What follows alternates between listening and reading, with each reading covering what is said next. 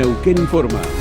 Noticias destacadas. El gobernador Rolando Figueroa entregó equipamiento a LEPAS para optimizar la producción de agua potable en Cutralcó y Plaza Huíncul. Este equipo será instalado por personal del organismo en la planta potabilizadora Buena Esperanza. Brindarles el equipamiento necesario como para poder desarrollar mejor su trabajo y para que toda la comarca pueda tener mejor provisión de agua, creo que es un gran paso importante que estamos realizando, porque los neuquinos estamos convencidos que la mejor forma de trabajar es de manera unida, mancomunada, trazando las voluntades que tienen los pueblos para poder crecer de una manera correcta y próspera y poder concretar los sueños que se merecen concretar cada uno de nuestros habitantes. Más información en neuqueninforma.gov.ar.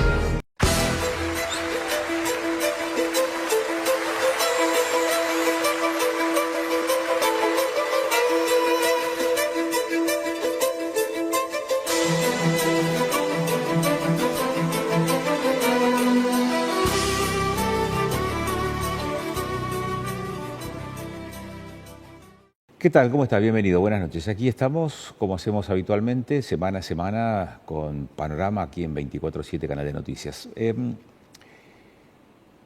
Esta semana que pasó ha sido una semana intensa en términos de discusión política.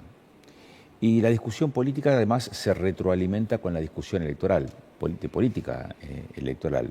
Al menos esa es la primera observación que uno puede hacer frente al calor que tiene el debate parlamentario, sobre todo, y el que se hizo la semana anterior, la semana pasada, en donde el jefe de gabinete, Franco, fue muy gráfico, dijo las perdimos todas, o una expresión parecida, ¿no?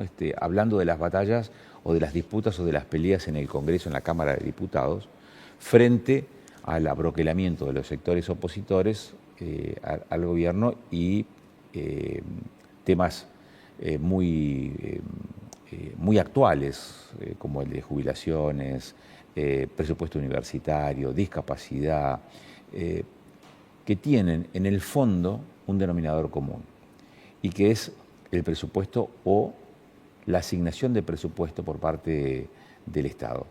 De este tema vamos a estar charlando en segundos nada más con Pablo Servi, que es diputado nacional, es un hombre que viene del radicalismo neuquino, que es diputado, te decíamos, y que ahora forma parte de un grupo de diputados de distintas provincias del país que se identifican con las ideas del liberalismo y que están más cercanos al oficialismo nacional. De hecho, su nombre, su posible candidatura suena muy fuerte para integrar la nómina de la Libertad Avanza en Neuquén en las próximas elecciones.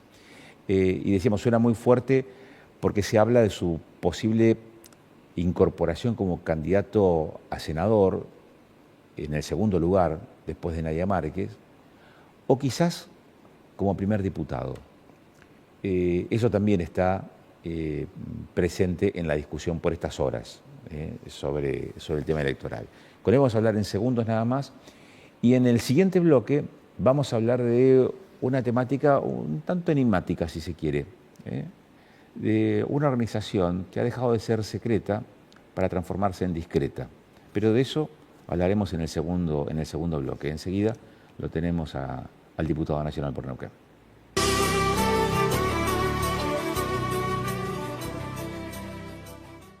Pablo Servi está con nosotros aquí en el piso y con él vamos a charlar de lo que han sido todos estos días, bastante intensos en términos de discusión política en el Congreso.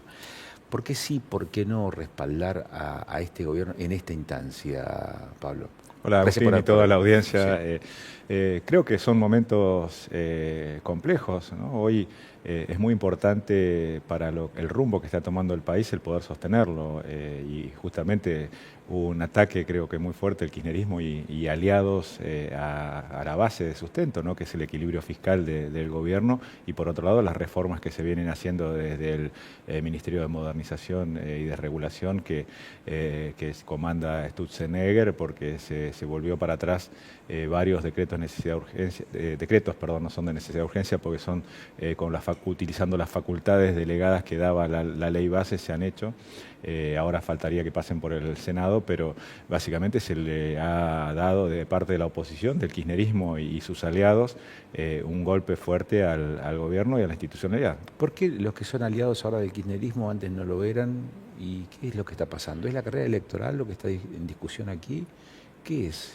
Yo creo que hay varias cosas. Por un lado, las provincias reclamando recursos, que entre eso se hace un colectivo, hubo algún documento firmado por las 24 provincias, ¿no?, pidiendo el tema de los ATN y el impuesto al combustible, que digamos de paso que lo que prevé el impuesto al combustible es que se suba al máximo que prevé la ley, que esto haría que aumente la nafta y el gasoil en alrededor de 200 pesos a valores de hoy, ¿no? Entonces, eso impactaría también fuertemente sobre la inflación y sobre los fletes, que es una componente importante de todos los productos. Eso de los combustibles. Lo que pide las provincias es como el impuesto a los combustibles tiene que tener asignación o tiene asignación específica, como no se estaría usando una parte en eso, que se distribuya a las provincias, pero que también se lleve a los valores que prevé el impuesto al combustible. Últimamente no se ha ido aumentando el impuesto justamente para no afectar el valor de los combustibles. Y lo que prevé o lo que piden las provincias es no solamente que se distribuya estos recursos entre las provincias, al no usarlos para los fines específicos que son el transporte. El transporte se está usando porque se está subsidiando la demanda, ¿no? Se subsidia la tarjeta SUBE, a diferencia de antes que se subsidiaba los colectivos que estaban circulando.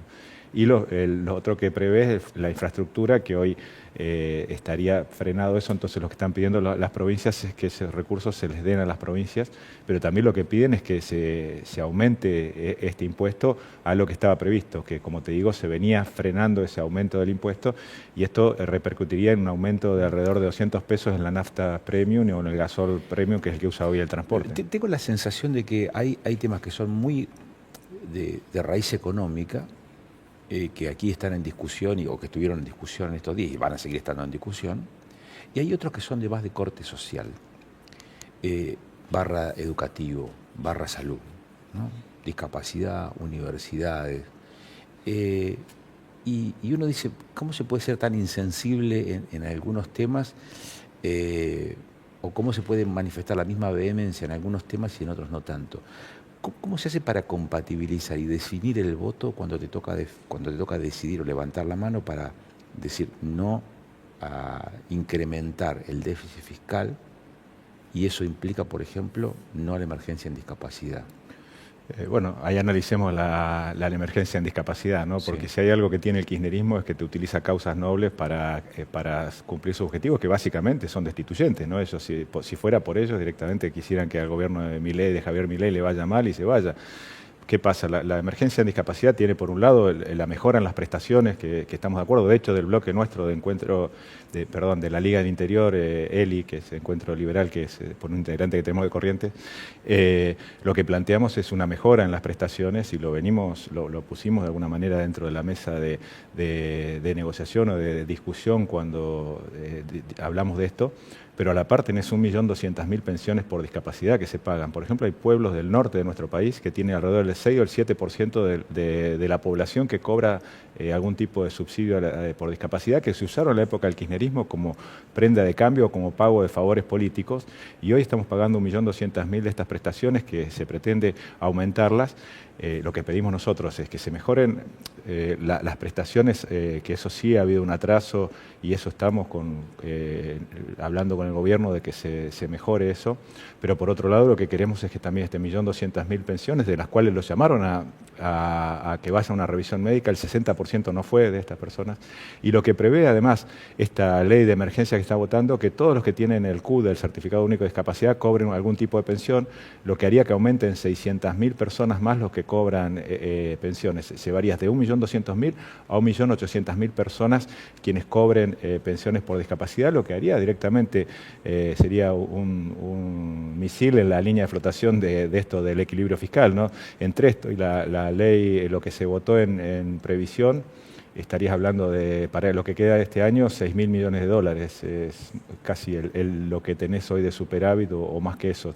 Entonces, realmente vemos cómo mezclan, por eso te digo, el kirchnerismo utiliza causas nobles, como todos estamos de acuerdo, y te digo, de hecho, nosotros somos quienes fuertemente estamos planteándole al gobierno que en el tema de prestaciones, en lo que hace a discapacidad, hay que mejorarlas, pero por otro lado, estamos pidiendo que den de baja estas pensiones truchas que hay, sobre todo, como digo, en el norte de nuestro país, que hay pueblos que tienen más cantidad de personas que cobran este tipo de pensiones que una ciudad del este de Europa que ha tenido una guerra donde normalmente queda gente mutilada o con gente con serios problemas. Entonces, creo que estas son las discusiones que hay que dar, el poder revisar y el poder dar de baja todo lo trucho que hay, porque si no, terminas aumentándole a los tipos que cobran sin haber hecho nada o que siguen siendo parte de este problema que pagamos todos los argentinos, ¿no? ¿Y con las universidades, que estamos hablando de la educación?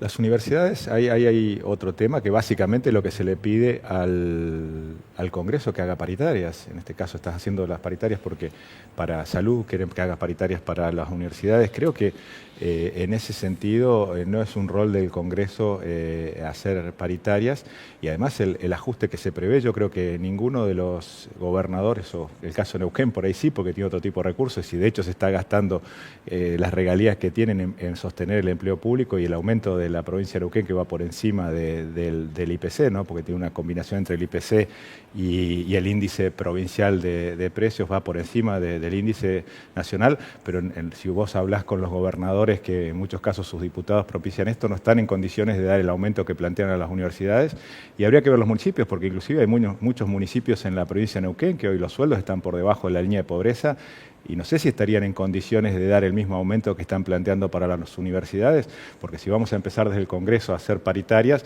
tendríamos que revisar todos los sectores donde se cree que hay algún desequilibrio, ¿no? Entonces, entiendo que este tipo de discusiones, si hay previsto una mejora, o se ha hecho con los rectores, de hecho uno ve que han tenido alguna mejora en lo que hace a universidades, y creo que son de las cosas que hay que discutir por fuera de la especulación electoral o el momento que estamos dando. En distritos como el de Neuquén, en donde hay una fuerza provincial que es la hegemónica, la que tiene el poder, se plantea mucho en esta carrera también política y de discusión política y además electoral, la defensa de los intereses territoriales.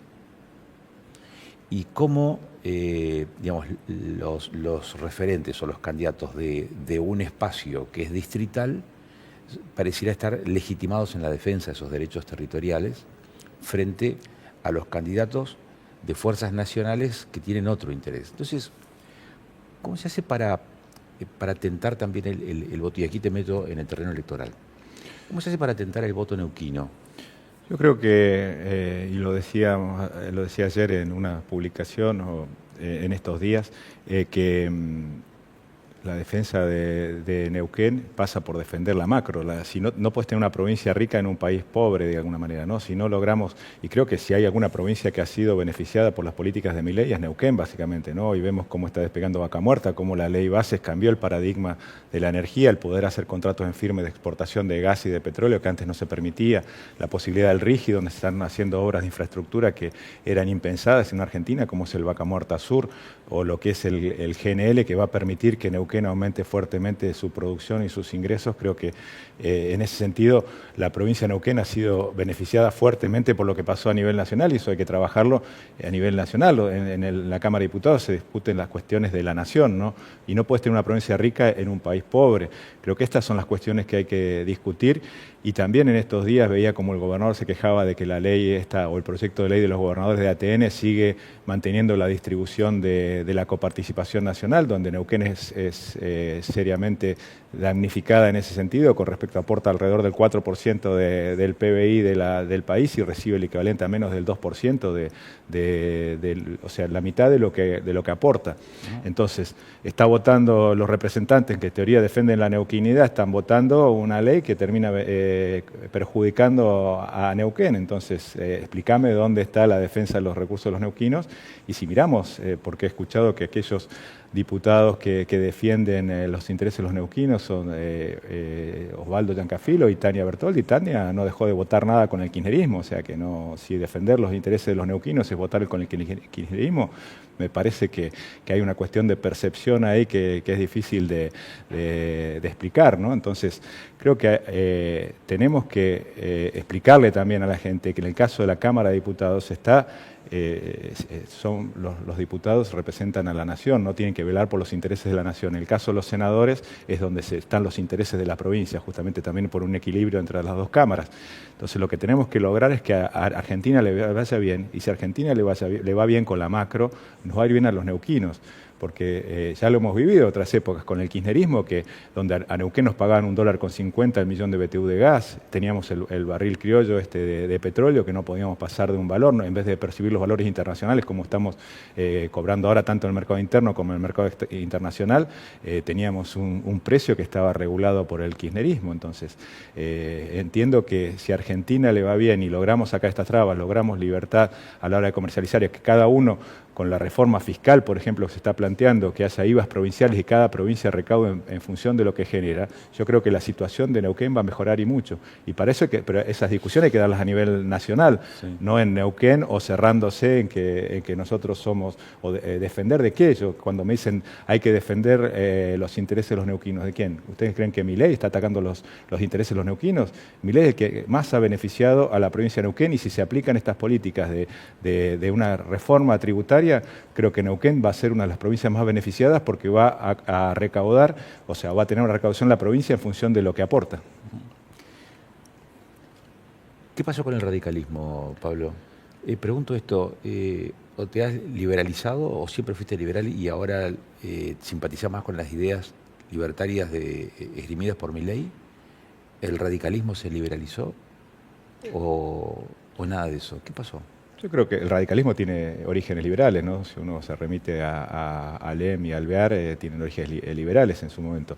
Pero más allá de eso, yo no he cambiado mis convicciones. De hecho, he escrito un libro donde básicamente hablo que lo que hay que hacer es muy parecido a lo que se está haciendo hoy, ¿no? Una economía de mercado, respetar la propiedad privada, respetar la posibilidad de que aquel que se esfuerza le vaya bien, y que tengas previsibilidad para hacer negocios, que generes condiciones tanto a nivel país como en la provincia para poder que se desarrollen pymes, hablando de que Argentina necesitaría generar 300.000 pymes nuevas, o sea, eso llevado a la población de Neuquén serían 4.500 nuevas empresas para que tengamos una economía sana y que funcione.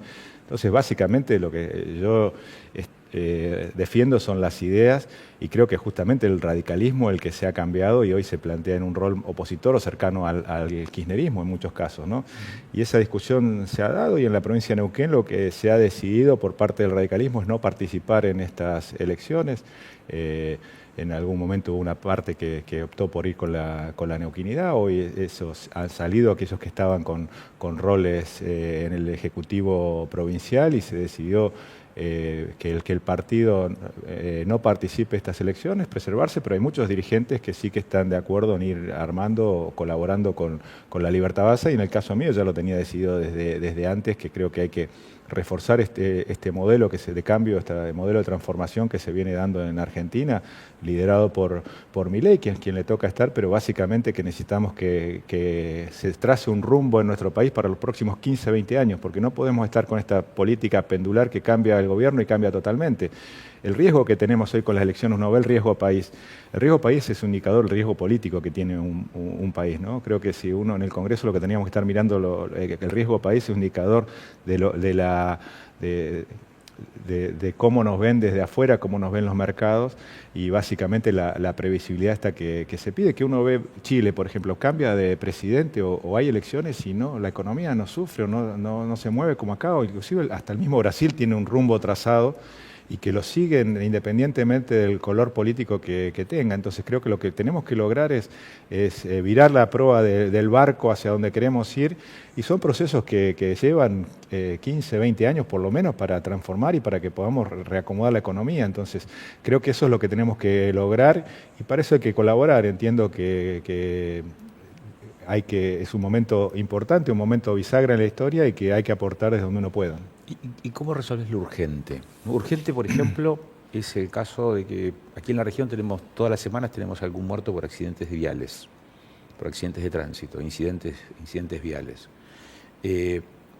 Huelga decir que la infraestructura vial de Neuquén adolece de las inversiones que no se hicieron por décadas.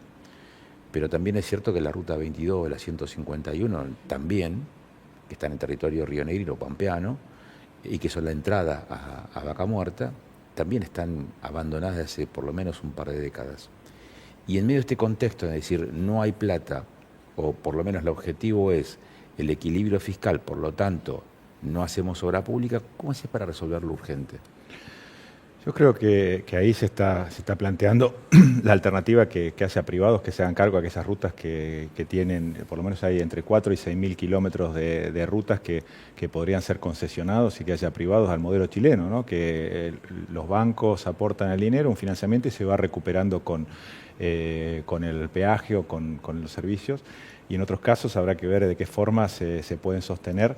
Entiendo que las provincias tienen o hay un rol importante, o podrían tener un rol importante, pero volviendo si vamos también a lo de Neuquén y la Ruta 7, sobre todo, que es la que está haciendo noticia últimamente, es una ruta que es provincial, ha quedado saturada. Yo esa ruta la conozco perfectamente porque desde el año 95 iba todos los días a Tratayén. Yo comencé a trabajar en Tratayén desarrollando un proyecto productivo y en esa época si veías un auto por hora era mucho y hoy no podés cruzar la ruta. Hay ciertas horas que no podés cruzar la ruta por la cantidad de vehículos que vienen.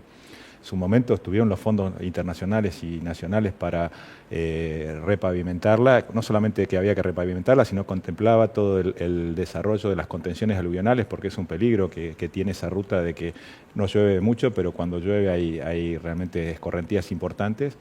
Y se comenzó con la obra y creo que por la mala gestión se extienden en el tiempo. En Neuquén no sé qué problema hay, o creo que las empresas constructoras tienen más abogados que ingenieros porque viven más de los mayores costos que de hacer las obras en tiempo y forma. Se terminó perdiendo por la inflación se terminó comiendo el capital, el dinero, y se dejaron sin hacer 8 kilómetros. Si uno ve desde Tratayén hasta pasando la chacra de Bartus, son 8 kilómetros que se dejaron sin repavimentar, por ejemplo, porque no alcanzó el dinero en su momento. Entonces, estas cuestiones de gestión que tiene la provincia de Neuquén, o de cómo se hace la obra pública y que siguen los mismos, también es un tema, ¿no? La Ruta 51 se perdió el crédito internacional en su momento porque se demoró casi 5 años, ¿no? Lo que estaba previsto para 2 años. Uno ve la Ruta Traful que la vuelven a inaugurar, la realidad es que esa ruta estaba adjudicada y ya tendría que estar terminada. Pero no se hacen, las rutas se demoran más de lo que deberían ser, o de los plazos que están, y lo que se ve que no hay control. La ruta esta que hicieron a Huinganco, la inauguraron y al mes ya tenía fisuras. Entonces yo creo que también en la obra pública hay que controlar la calidad de ejecución. Yo veo las fotos de cuando recorren obras públicas, el otro día veo directamente colocadas las paredes sobre el suelo, ¿no? Que sabemos que sobre todo la zona de Añelo tiene un problema de salitre y que si no haces una buena capa aisladora al corto plazo tenés problemas. Entonces entiendo que también, así como uno en lo privado, yo por ejemplo, si a mí me entregan algo que está mal, se lo vuelvo a hacer, le pido que lo vuelvan a hacer, o cambio el contratista, ¿no? En el caso de lo privado. Y uno ve en la obra pública como muchas veces se mira al costado estas cuestiones, como puede ser que una ruta al mes de haber sido inaugurada se empiece a fisurar, dicen que por el peso, por algunas cuestiones, que es normal, no es normal que trabaje una ruta porque uno ve el relleno, está hecho así nomás, compactado así nomás, ¿no? Entonces creo que esas cuestiones y quiénes controlan y cómo se hace la obra pública es importante, pero además también que los recursos que se aplican o cuando haya adjudicado una obra se termine como de tiempo y forma, ¿no? Eso es en territorio neuquino. Recién decía, los diputados nacionales representamos a la Nación, y las rutas de entrada a Vaca Muerta son la 151 y la 22. Describías el escenario, el panorama de las rutas provinciales en Neuquén. ¿Y esas otras dos que son nacionales, qué va a hacer Nación con eso? ¿O qué van a hacer los diputados nacionales respecto de esos dos temas? La Ruta 22 hace cerca de 20 años que está en obra, ¿no? Entre medio hubo un juicio también, el kirchnerismo las había adjudicado, después las empresas que tenían adjudicado no quisieron largar la teta, ¿no? Como se dice, de tener la posibilidad de recursos. Estos puentes sobrelevados tenían un costo altísimo que se estaban haciendo, algunos están terminados, otros quedaron ahí sin hacerse. Bueno, estuvo entre medio el parate que generó Roca con el juicio porque no quisieron que se eleve la ruta y eso hizo que se demore la obra también, pero básicamente los contratistas nunca o no hubo cumplimiento y se demoró la ruta, esto que te decía. O sea, la obra estaba adjudicada, estaba previsto que se hiciera y nunca se terminó. El puente 83 se comenzó a hacer y después tuvieron que demolerlo, ¿no? Esto que te digo de la calidad o las empresas que hacen, que en muchos casos son las mismas que hacen la obra en la provincia de Neuquén que te nombraba, ¿no? Entonces, esta falta de control, esta serie de problemas, y creo que uno de los grandes problemas que tiene Argentina es la patria contratista, ¿no? Sí, ¿Quiénes son los que hacen la obra pública? ¿Y para adelante? Y para adelante, bueno, creo que es lo que se está planteando ahora, qué manera se puede adjudicar a privados que lleven adelante o público-privado que se hagan las obras. Y por otro lado, creo que las provincias han pedido también ser las que ejecuten la obra y creo que ahí es donde hubo algunos convenios o pedido de convenios de que trasladaban las obras nacionales a la provincia.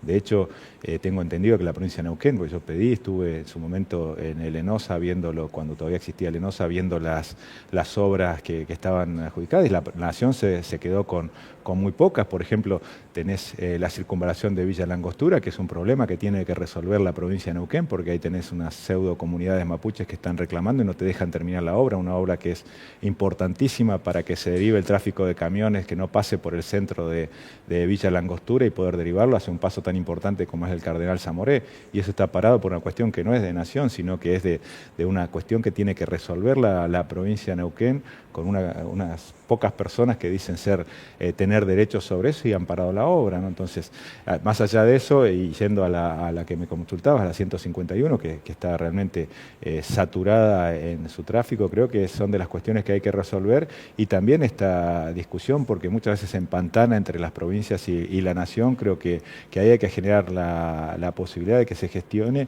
y que se construyan acuerdos duraderos y que, por supuesto, si va a tener las provincias que llevarla adelante, tengan los recursos, pero también que se controle cómo se hace la obra, porque como digo, sobre todo en la provincia de Neuquén, que es donde más conozco, muchas obras que Nación delegó en las provincias han dejado mucho que desear, y uno de los discursos del gobierno que asumió el 10 de diciembre del 2023 era que iban a cambiar ese tipo de cosas, pero básicamente siguen lo mismo, ¿no?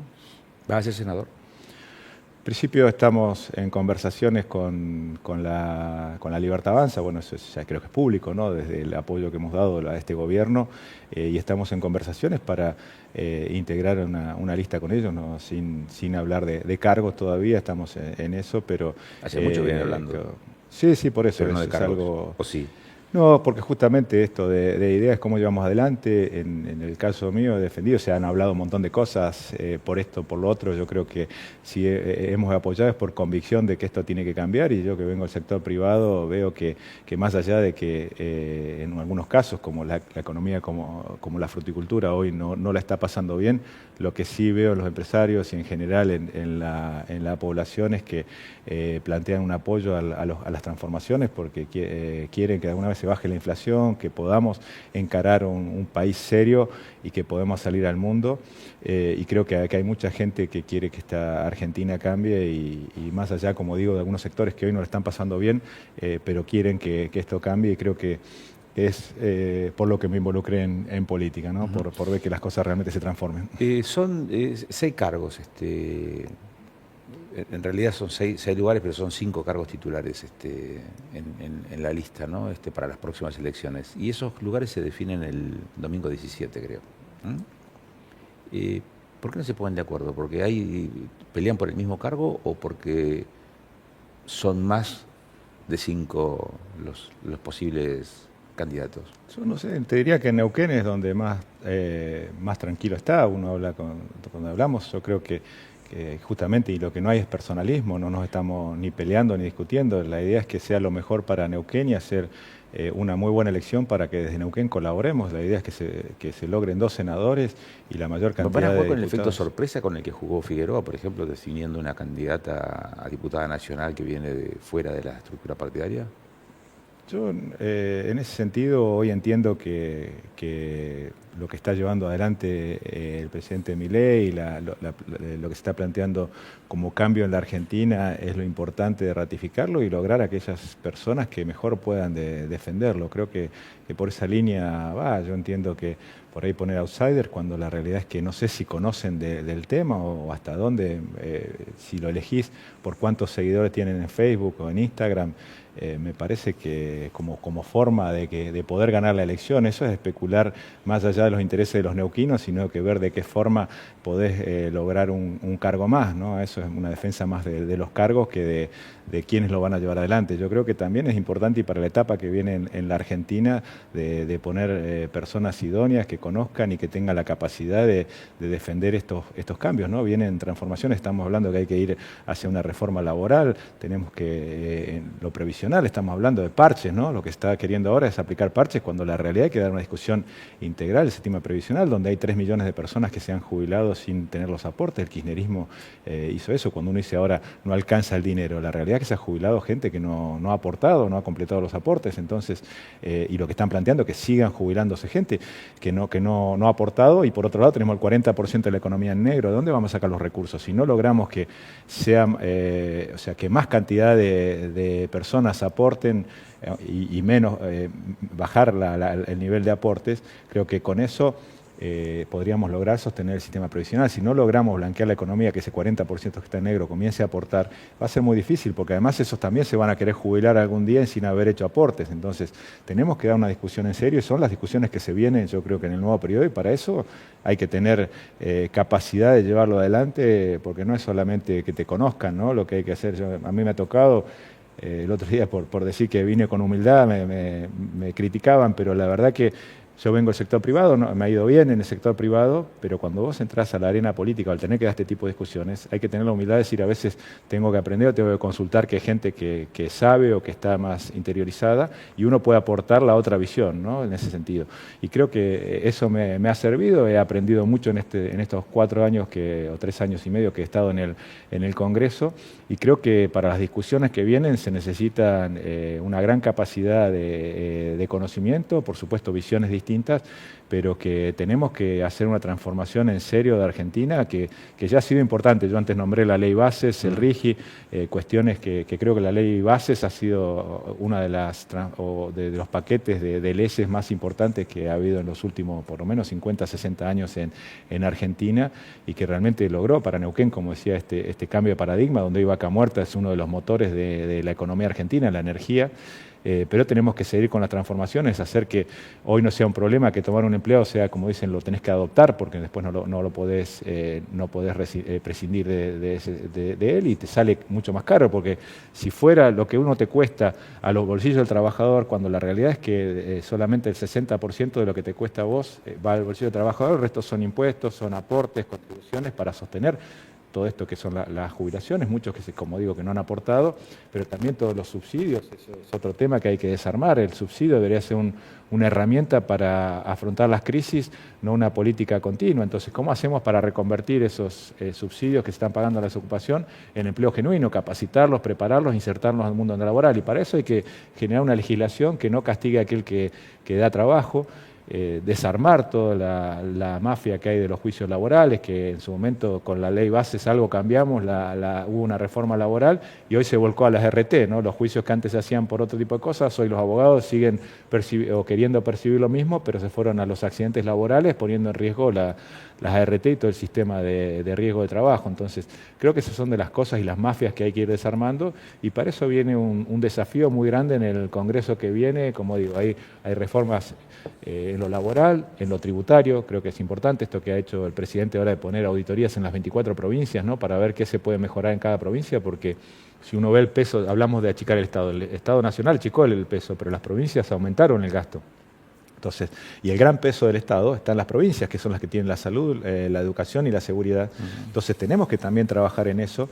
Y en eso Neuquén, por más que digan que han echado algunas personas, creo que echaron 20 personas, que hace 5 años algunos que no venían a trabajar, la realidad es que el Estado de Neuquén, el tamaño del Estado no se ha achicado, al contrario, en términos de gasto real se ha aumentado, porque pasamos de un presupuesto de $2.400 millones a $5.000. las regalías que deberían ser para generar infraestructura, para diversificar la matriz económica de nuestra provincia, hoy se están volcando a sostener el peso del Estado solamente. Casi el 80% del presupuesto sigue siendo gasto corriente, o sea, sostener el Estado. Crece el ingreso, pero siempre mantiene la proporción el gasto, se va llevando lo suyo, la casta, ¿no? La política. Gracias, Pablo, por estos minutos. Gracias a vos por el espacio y un saludo a toda la audiencia. Bueno, cuando regresemos, después de la pausa, vamos a estar charlando de un tema ciertamente enigmático, pero lo develamos después de los avisos comerciales.